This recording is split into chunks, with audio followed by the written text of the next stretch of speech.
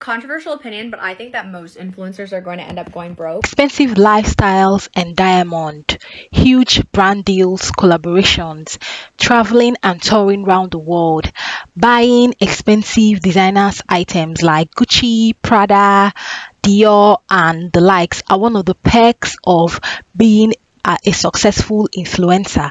However, in 2024, statistics has shown that a lot of influencers are going broke. What could be the cause of this? Let us find out from people and hear the opinions of what they have to say. Controversial opinion, but I think that most influencers are going to end up going broke, and I'm going to explain to you why I know this. I'm saying most, not all. Just keep that in mind. It's pretty comparable to being an athlete, a famous athlete. Just keep that in mind while I'm speaking, because we have real stats from athletes. We don't have as many stats from influencers. I went to an event 7 years ago, and this lives just rent-free in my mind. It was hosted by a popular Instagrammer called The Fat Jewish, and if you don't know who that is, then I think it just kind of further proves the point.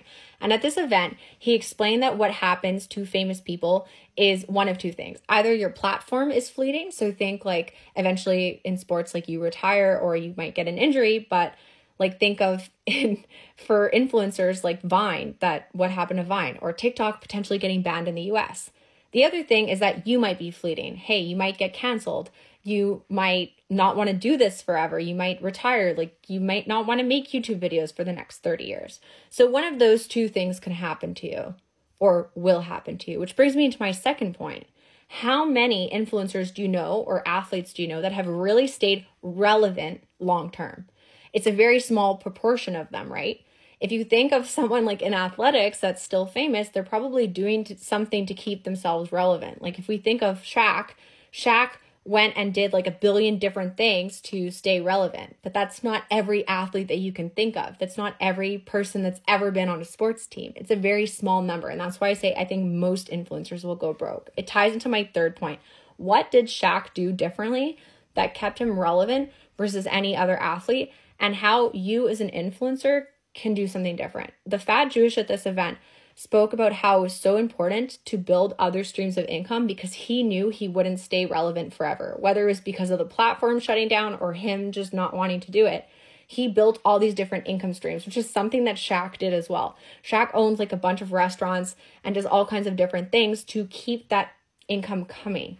When you get a lot of money coming towards you, whether it's working your 9 to 5, whether it's being a famous athlete or an influencer, it's very common that something occurs called lifestyle creep. That's where you start getting the G classes, the mansions, you upgrade your car, you upgrade your apartment, you upgrade your wardrobe, you upgrade all these different things. No matter what the scale is, you're upgrading. But when you upgrade like that, you're setting a certain standard for yourself, which means that you're either change your desk to continue working your 9 to 5, or that like 67%, I think it is, of NBA players that retire within 2 years go broke, because you weren't managing your money well along the way. You were expecting these certain calibers of lifestyle, but you weren't investing money to make sure that that stayed with you long term. And that's why if I was an athlete or if I was an influencer, if I was any of these things, I'd be making sure to have like a panel of people helping me manage my money if I didn't know what I was doing, and be investing like over 80% of my income, because I know in my head that this is fleeting. That's why I think most people will end up going broke, because they're not doing that. So she mentioned something about athletes not having a long span of influence over the course of their careers. So I decided to make a quick Google search about the athletes of the 2000s, and unfortunately I wasn't able to recognize most of them. It was only Kobe Bryant, may his soul rest, and LeBron James that I was able to recognize, and I feel like they are the ones that have influence up until now. And this further proves her point that careers that are geared towards popularity usually expires within a short frame of time. Controversial opinion, but I think that most influencers are going to end up going broke. And as an influencer for like, I don't know, 100 years or so, I'm your grandma, I can say that she actually does make some excellent points, but this is why I think there is magic in middling, and I'm going to tell you why. I never reached a point where I was like, whoo, like I never blew up. I've always kind of just been like that mediocre, like middle of the road girl. And so I've always made like a good living, but not enough to like substantially upgrade my lifestyle, nor do I need to. For every like big bump in income, there's always a lull. So you have to ready yourself for that lull. And if I were to upgrade my life, it was like in tiny little increments. Like, as you can see, I'm like a vintage loving girly. I would just do things like, you know, maybe, I don't know, I got an apartment that had a dishwasher. You know, like I wasn't like going for like the $20,000 a month apartment in New York City. I was going for the one that was like just a little bit more expensive because it had air conditioning and maybe like a closet, because I didn't have a closet at first. Now people get sick of us because they see us too much. So if you take like every job, if you're at every show and every event and you're constantly photographed, people will turn on you. And so if you're going to go that route, which I never really had the opportunity to, but like, you know, if you were to blow up overnight and you really just want to get a cash grab, you have to understand that that could actually lead to your demise. That's the magic in kind of being in the middle. It's just like, just coasting along, making a nice living, and hopefully people don't get super sick of me because I don't do that many campaigns a year. I hate seeing people fail. I want to see people succeed. And I've seen people much, much, much bigger and more successful than me fall victim to the trap of feeling like they always need more. And at what point is too much too much? It's just, we don't need all these things. We don't need to live in a mansion. We don't need multiple cars. Like, I have been so lucky. I never thought I'd be able to own a home, and I am a homeowner. I don't need anything necessarily better than this. Like, I don't have anything to prove to anyone. I love my Toyota. It's really cool and it's paid off. So that's even cooler.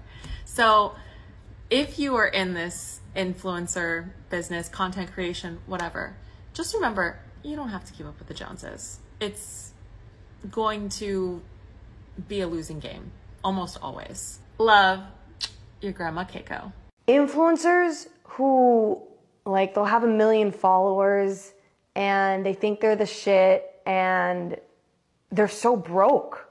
Like, they have such broke mentality, and I'm like, it bothers me because I feel like they don't understand how they can leverage themselves properly, and they have all their priorities all fucked up. And I work with a lot of these, and I just don't understand how they don't know how to leverage themselves properly, how to make a business, how to just be smart. Everything's online. Well, here's the problem is people are coming in, they're making content, they're doing their stuff, they're getting a bunch of followers, maybe they're making some money off of the ad systems or some brand deals here and there, but these people have broke people mentality.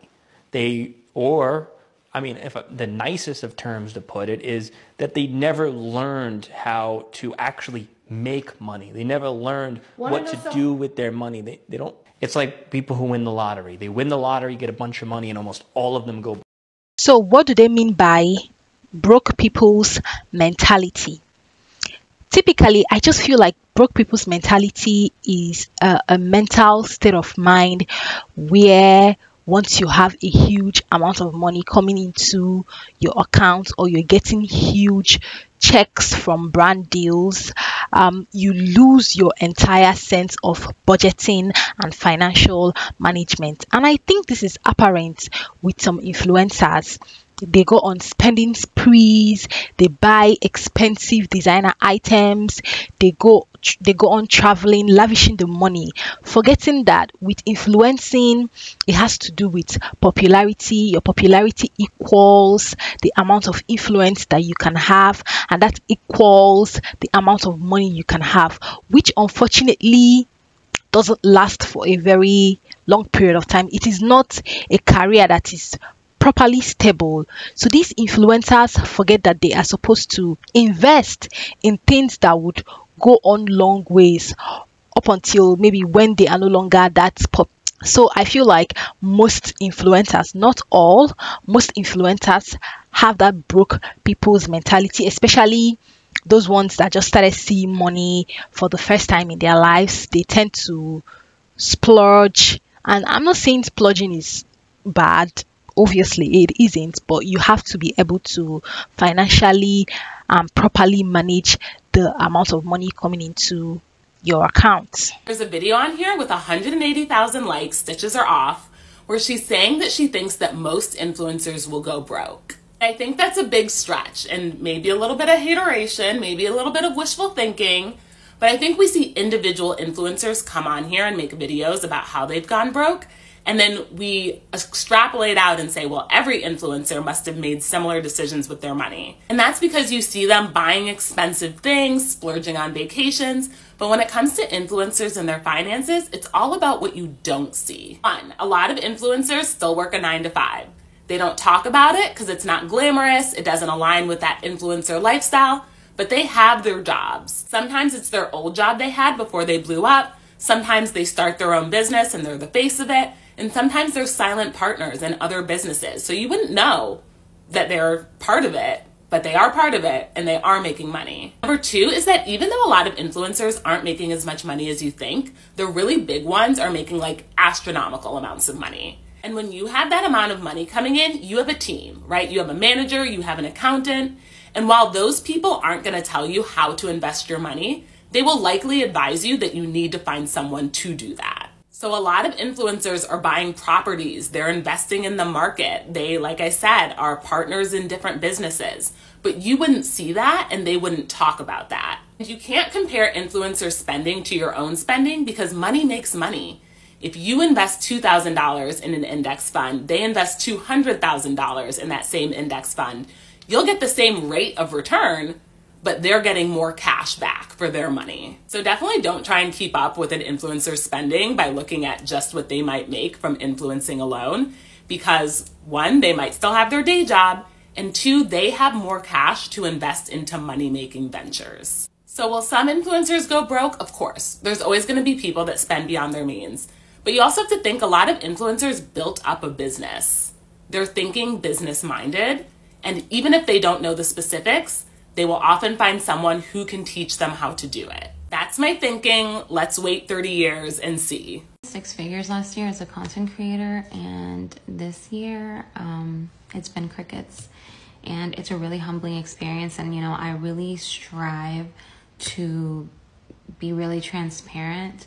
Heartbreaking video. This video breaks my heart because a lot of influencers are currently feeling this. They might not say it out loud, but influencer marketing is kind of slow right now. Brands are not really allocating money to influencers currently. It's going to change, like everything else, the pendulum, it will swing. But I wanted to use this moment to talk about financial literacy within influencers. This lady, and this is not to, you know, victim blame in any shape or form, but she said she made 6 figures last year. That's a lot of money. That's a lot of money. And so a lot of influencers, I think it happened to me too in 2020. I made 7 figures, and you think it's going to last forever for some reason. Like the money is just like rolling in. So you're thinking like this is going to last forever. But I'm very grateful that I had a mentor in my life who was like, what the hell, what are you doing?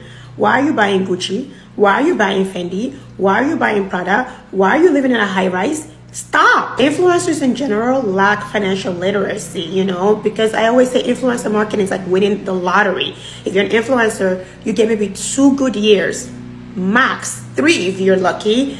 And those 3 years is where I know it's counterintuitive. Like you want to upgrade your life so much, but what you should be doing is downgrading your life and saving every penny and investing every penny so that money can work for you. For example, when I pivoted to financial literacy, I haven't really made any income in 6 months almost now, but I have my money working for me. I've invested well because I had people in my life who were like, this is not going to last forever and you're going to have dry spells. So don't make stupid mistakes with your money. So I returned every Fendi I ever bought, every Gucci I ever bought. I returned it all in 2021 and I bought a place, you know, and I invested it into stock market and into like things. It's not just this lady that's going through it. Prior to going home, I went to an event recently, a gifting event with brands, with a particular brand. And I was talking to a lot of influencers there, and they're like, things are so slow, you know, like we're just not making any money. And I know a lot of them live in like a penthouse like I did, or like live in like a huge loft, or like they're driving the nicest cars. And if you don't have a backup plan, a lot of these influencers too, they drop out of high school, you know, they don't have a backup plan. They don't have, I'm going to say this as nice as I can say it, as gently as I can say it.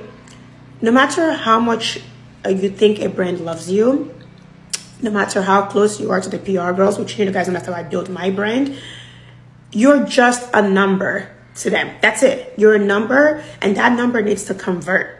And if that number is not converting, or you can put a stain on their brand in any shape or form, they would just delete that number. They would just delete you. Like, you're not important to brands. You're just a number. Simple number in the last stage of capitalism. So while you're making that money, if you're the it girl right now in influencing and you're making good money, like the Monet Michaels, the Alex Earls making $5, $6, $7, $8 million, you need to be investing all that money. Like, I know it sounds counterintuitive, because as an influencer, you want your life to be aspirational. You want people to look up to you and say, oh my God, look at her, she's on a yacht. Oh my God, she got a Birkin. I get it. I just got my first Kelly too. I get it. But what you really need to be doing is downgrading as fast as you can. So if you live in a penthouse, start moving into like a studio apartment. If you drive a G-Wagon, sell it until that money is producing more money for you. My heart breaks for this lady. But there's so many other ways to make money as an influencer. You can start a coaching business, which I have, link in bio. You can do affiliate marketing. You can start your own brand. The goal is to parlay your platform into something else. It's never to get to the point where you are a slave to a brand, because again, they don't care about you. You're just a number. Your goal is to become the brand yourself, where you can parlay that towards something else. You can launch a product. You can do a plethora of other things. Everyone in my life is not supportive of me doing financial literacy. They think it's so stupid. One, I know that I'm using my platform for better, but two, the whole goal of doing financial literacy is I want to be the first influencer to write a finance book, and I already started writing it. I want to use this platform to write a book that I know in my heart will be the #1 best-selling New York Times best-selling book. And so I have to pay my dues. I have to work for free for the next couple of years to get to the point where this platform can eventually let me promote my book, and then I can be financially free for the rest of my life. That's it. I believe in you, and I hope you always believe in yourself. Save all your money. Remember, frugality is what? Frugality is freedom. Bye. This is what my emails and DMs look like with 100,000 plus followers. All the other influencers on here are like, oh my God, brand deal, brand deal, brand deal. For me personally, we got scammers, low ballers, and actually a couple really cool ones. But it's not all it's cracked up to be. Let me show you. I'm gonna start positive because there are more scammers than there are these positive ones. The Ordinary reached out to me, not only to send me PR, which is so crazy, but you see that right here?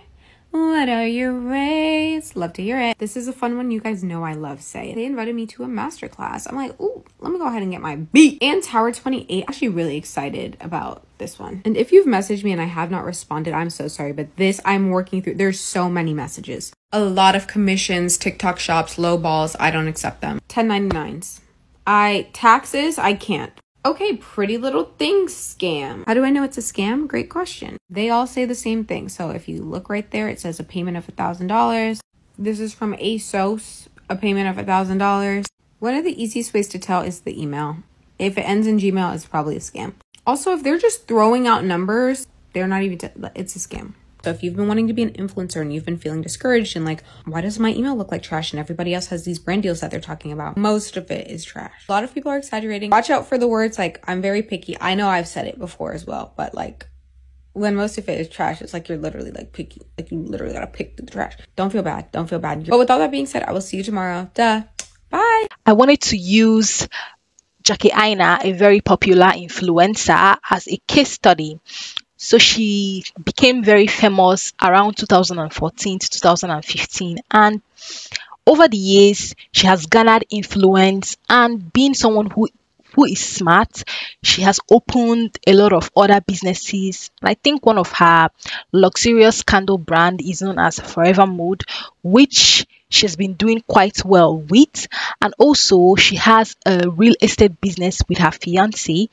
And I think this should be a learning ground for other influencers or upcoming influencers, someone that they should emulate, because I don't know if she's still going to be as popular as she is in the next 10 years, in the next 20 years.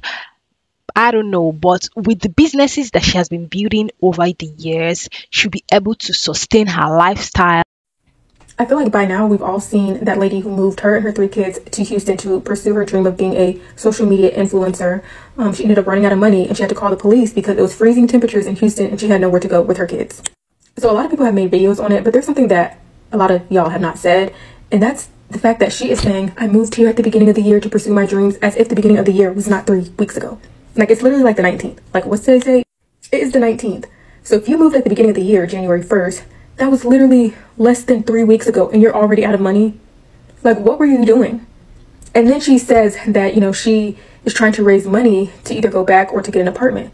So you just up and moved your children from Florida to Texas with no job lined up, no money. You didn't even have 1 month's worth of hotel money. You couldn't even afford a hotel for a month, a monthly hotel for a month. And just up and move halfway across the country. I don't want to hear anybody trying to blame this on influencers and unrealistic expectations and all of that, because this is a grown-ass woman with 3 kids. Be so for real. Like, there's nothing on social media that could influence you that much to pick up your 3 kids, you're a single mother, and move to another state with no money. There's nothing on social media that can influence me to do that. I don't care how lavish these content creators are living. That's just ignorance. That is just straight up ignorance and wanting other people to bail you out. And I believe that she took it to the news to get like empathy, but you're really just an unfit mother. You are an unfit mother who's irresponsible. And through all of this, you just exposed how stupid you are and how bad of a mother you are. And none of the media outlets that have shared your story have even dropped your social media handle. So even through all of this, you're not getting clout off of it because we don't even know who you are. We don't even know what your social media is to even follow you after this.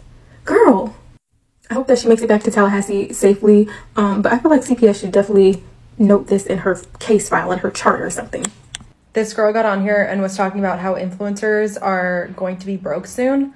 And it's comparable to professional athletes because most of them, like 70 to 80%, end up going broke. And the main reason is because they buy a bunch of stuff like houses, cars, whatever, for themselves, for their families. And then when it's time to pay and they're out of the league, like there's literally no money left. So they end up going broke, bankrupt, or in debt. For example, Mike Tyson made $400 million throughout his entire career and ended up declaring bankruptcy. And he said that it was due to reckless spending. Now, I think this will most likely happen to influencers as well because of reckless spending. The thing is that like, it's not always about how much money you're making. It's about what you're doing with that money. Because you could be making $200,000 a year, but if you spend $130,000 of it, versus someone who's making $70,000 and spends $20,000 of it, the person making $70,000 is better off. Also, let's not forget, influencers have kind of built a persona and brand around themselves, and a lot of them are spending quite a bit of money to upkeep that, whether it's like the house, the cars, the tours, the traveling, the bags, the shoes, whatever. And I just really hope that a lot of them are putting it away and investing it. Because when all of this comes crashing down and YouTube or TikTok or Instagram is no longer like a really big thing, kind of like Vine, I definitely hope that a lot of them have some backup money. We basically found out that a lot of creators and influencers are broke. This man is not lying, and he is not exaggerating. I'm going to share a story with you guys. I am in no way making fun of these people or their situation. It just genuinely perplexes me that this even happened. If you're new here, hey, I'm Nessa. I'm 26. I've been doing social media for the last 10 years. I actually used to live in Hollywood in LA, and I've been sharing a lot of my experiences, good and bad, mainly bad. So definitely check out my other story times. What I'm about to share with you, like, I genuinely cannot believe this. To set the tone, I want you to remember that everybody that I am mentioning that lived in this place had over 500,000 followers, okay? And online, they were flexing cars, money, jewelry, designer, the whole shebang. One time at the pool, I met a couple of people. They invited me and my friends back to their apartment. I could already see my friends commenting on this video because they're gonna know exactly what I'm talking about. Because how could you forget this? So we go up to the apartment expecting that, you know, just these two people live there. This was a 1-bedroom apartment. Why did like 15 to 20 different influencers live in there at the same time? The 1-bedroom had all these bunk beds without even mattresses, blankets on the floor, sleeping bags. Then you see all these backpacks full of designer, chains, jewelry. I saw people fight over the closet. Like I said, all of these people were flexing online, portraying their life to be so fabulous, so glamorous in LA. But this was really their situation. They were all cooped the fuck up. I remember asking them, like, how do y'all live like this? Like, no offense, but like, I could not be in here with 15 to 20 people. How, when I tell you, I would see some of these men try to bring girls in. I honestly never would have thought that I would see two people with over 10 million followers fight over a granola bar. LA. Anything to portray the lifestyle. Getting and saving, developing valuable skills like going back to school, creating and fostering a loyal community, also creating your own personal brand, and able to maneuver in our ever-evolving society are one of the ways I feel like influencers or anybody that is going into this career choice can be able to maintain their stream of income. Anyways, thank you so much for watching. Please tell me what you all think about this in the comment section down below. I'd really appreciate it, and I'll see you next time. Do not forget to like, subscribe, and share.